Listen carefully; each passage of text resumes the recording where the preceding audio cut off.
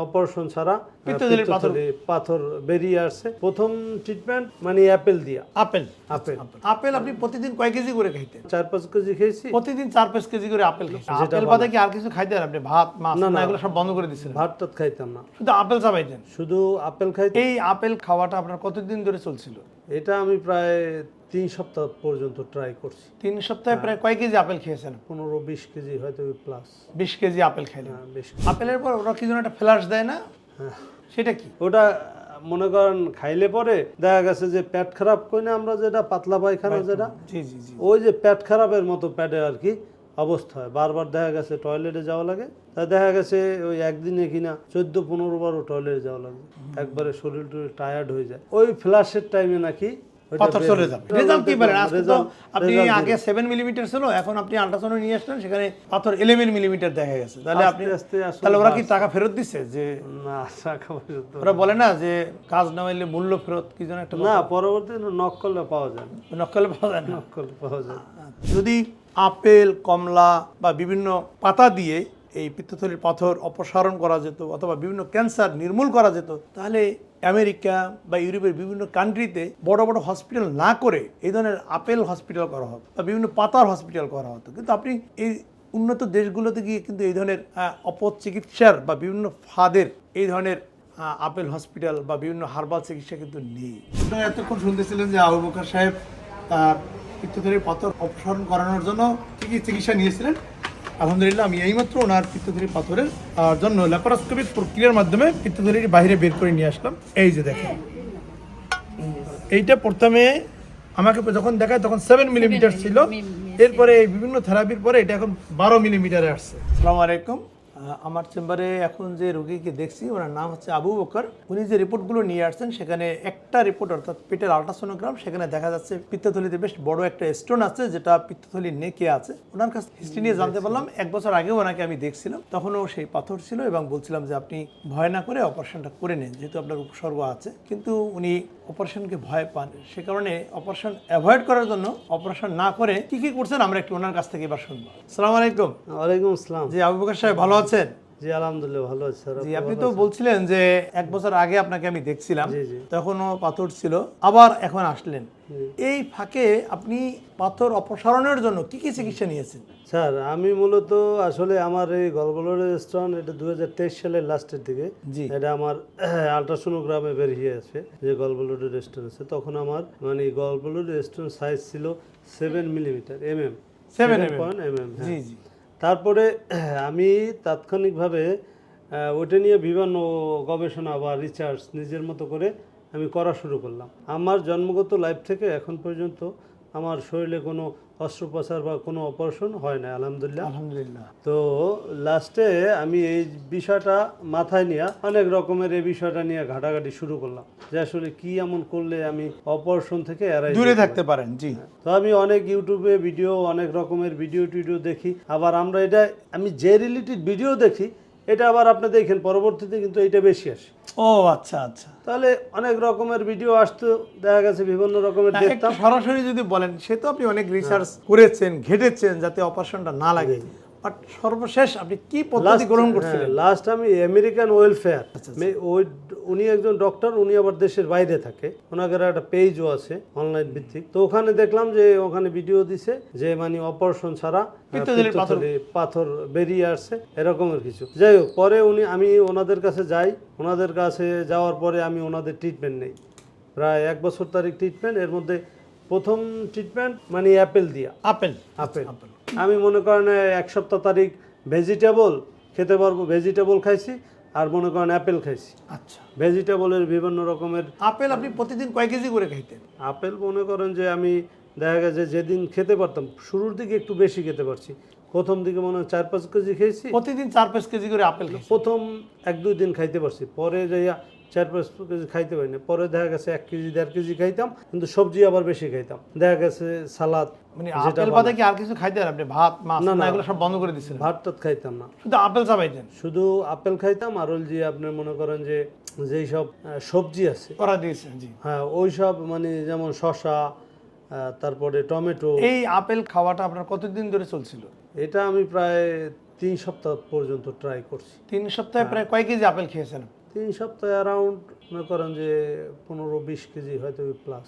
20 KG apple খাইলেন। হ্যাঁ, 20 KG. আপেলের পর ওরা কি যেন একটা ফ্ল্যাশ দেয় না, হ্যাঁ, সেটা কি?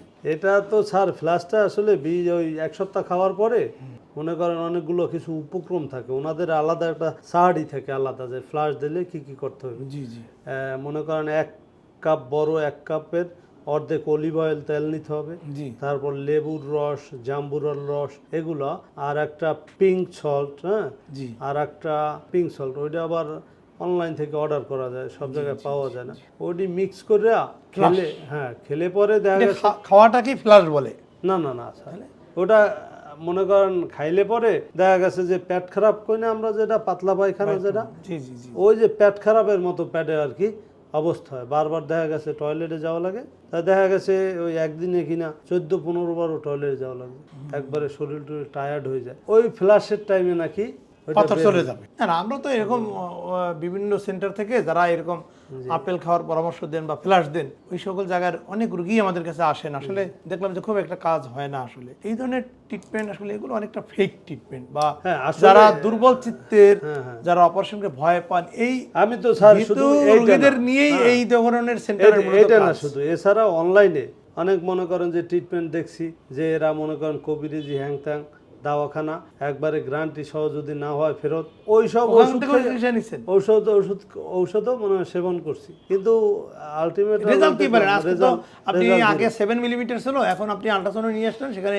পাথর 11 মিলিমিটার দেখা গেছে। তাহলে আপনি আস্তে আস্তে তাহলে ওরা কি টাকা ফেরত দিচ্ছে? যে না টাকা পয়সা তো ওরা বলে না যে কাজ না হইলে মূল্য ফেরত, কি যেন একটা না, পরবর্তীতে নক করলে পাওয়া যায় না, নকলে পাওয়া যায় না। নক করলে পাওয়া যায় না। সুপ্রিয় দর্শক মণ্ডলী, আপনারা যারা শুনছিলেন যে মিস্টার আবু বকর সাহেব একটা অপারেশনকে অ্যাভয়েড করার জন্য পিত্তথলির পাথর অপসারণের উদ্দেশ্যে উনি এমনও কোনো চিকিৎসা নাই, মানে অপচিকিৎসা বলতে গেলে, যেটা তিনি গ্রহণ করেন নাই। যেখানেই শুনছেন যে কোনো পাতা খাইলে ভালো হবে, সেখানে উনি ঝাঁপিয়ে পড়ছেন। যেখানে শুনছেন যে প্রতিদিন 5 কেজি 3 কেজি করে আপেল খেতে হবে, একটা সময় গিয়ে ফ্লাশ নিতে হবে, এবং সে কাজটাও করেছেন। এবং উনি একটু আগে আমাকে বলছিলেন ওনার পরে 20 কেজি ওজন কমে গিয়েছিল।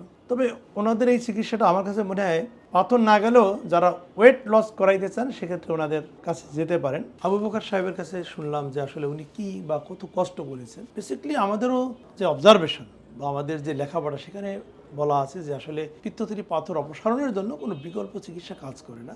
দীর্ঘদিন ধরে এএমজেড হেপাটোবিলিয়ারি অ্যান্ড পেনক্রিয়াটিক সেন্টারের সিনিয়র কনসালটেন্ট হিসেবে কাজ করছেন ডাক্তার কামরুল আফসার হিল্লোল। আমরা একটু ওনার কাছে শুনবো যে ওনার অবজারভেশন কি বা উনি কি বলতে চান। ধন্যবাদ স্যার। আসলে পিত্তথলির পাথর সার্জারি বাদ দিয়ে অন্য কোনো ওষুধের মাধ্যমে নির্মূলের জন্য এ নিয়ে পৃথিবীতে বিভিন্ন দেশে শত শত গবেষণা হয়েছে। জি, কিন্তু সকল গবেষণার পরেই মানে তারা কোনো ঐক্যমত্যে বা সিদ্ধান্তে পৌঁছাতে পারেনি যে ওষুধের মাধ্যমে পিত্তথলির পাথর অপসারণ হবে। দ্যাট মিনস তারা যে গবেষণা তো আসলে হয় কি, প্রথমে কোনো একটা মেডিসিনকে চিন্তা করা হয়, সেটি কয়েক বছর ধরে বেশ কিছু মানুষের উপরে প্রয়োগ করা হয়। প্রথমে গিনিপিগ বা অন্য কোনো প্রাণীর উপরে, তারপরে যদি কিছুটা সফলতা পাওয়া যায় তখন মানুষের উপর প্রয়োগ করা হয়। সেই সম্মিলিত রেজাল্টে দেখা গেছে যে কোনো মেডিসিন পিত্তথলি পাথর অপসারণ করতে পারে না। তাহলে আমাদের বাংলাদেশে কেন রোগীরা এই ধরনের অপচিকিৎসার শিকার হচ্ছে? তোমার কি অবজারভেশন? শুধুমাত্র বাংলাদেশ না, আসলে স্যার পৃথিবীর যে সকল আন্ডার ডেভেলপ বা অনুন্নত দেশগুলোতে এই অপচিকিৎসা চালু আছে।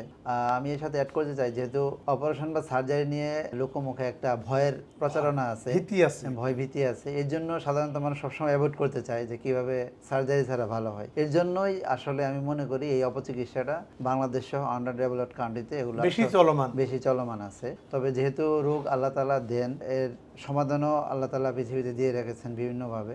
তাই আমি আসলে মনে করি যে আপনারা পিত্তথলি পাথর বা এই জাতীয় কোনো সমস্যা থাকলে অবশ্যই বিজ্ঞান ভিত্তিক চিকিৎসার শরণাপন্ন শুধু হবে। পিত্তথলি পাথরের ক্ষেত্রে নয়, যে কোনো ডিজিজ যদি শরীরে হয় অবশ্যই বিজ্ঞান ভিত্তিক মেডিকেল সায়েন্স যেটা বলে সেই অনুযায়ী চিকিৎসা নিতে হবে। দেখেন, খুব সহজ করে একটু বলি, যদি আপেল, কমলা বা বিভিন্ন পাতা দিয়ে এই পিত্তথলির পাথর অপসারণ করা যেত অথবা বিভিন্ন ক্যান্সার নির্মূল করা যেত, তাহলে আমেরিকা বা ইউরোপের বিভিন্ন কান্ট্রিতে বড় বড় হসপিটাল না করে এই ধরনের আপেল হসপিটাল করা হতো বা বিভিন্ন পাতার হসপিটাল করা হতো। কিন্তু আপনি এই উন্নত দেশগুলোতে গিয়ে কিন্তু এই ধরনের অপচিকিৎসার বা বিভিন্ন ফাঁদের এই ধরনের আপেল হসপিটাল বা বিভিন্ন হার্বাল চিকিৎসা কিন্তু নেই।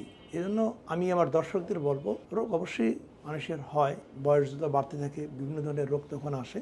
আপনারা বিভিন্ন রিউমারে প্রতারিত না হয়ে, বিভিন্ন গুজবে কান না দিয়ে বিজ্ঞান ভিত্তিক যে চিকিৎসা, ইভেন কোনো একটা নির্দিষ্ট রোগ হলে সেই রোগের কী চিকিৎসা সেটি জানার জন্য খুব সহজেই বর্তমানে যদি গুগলে সার্চ দেন, চ্যাট জিপিটিতে একটু নক করেন বা সার্চ দেন, খুব সহজেই ওরা বলে দিবে যে এই ধরনের সমস্যা হলে আপনি এই বিষয়ের চিকিৎসকের কাছে যান এবং এই চিকিৎসাটাই বেটার। হয়তো বা অনেক সময় এআই ভিত্তিক যে সাজেশন সেটাও যে সবসময় সঠিক হবে তাও কিন্তু নয়, কিন্তু আপনি তো আলটিমেটলি একজন চিকিৎসকের কাছে যাবেন, সে সেটি কারেকশন করে যে সমাধানটা দিবেন, যে পরামর্শটা দিবেন সেটাই আপনি গ্রহণ করুন। ভালো থাকুন, আল্লাহ হাফেজ।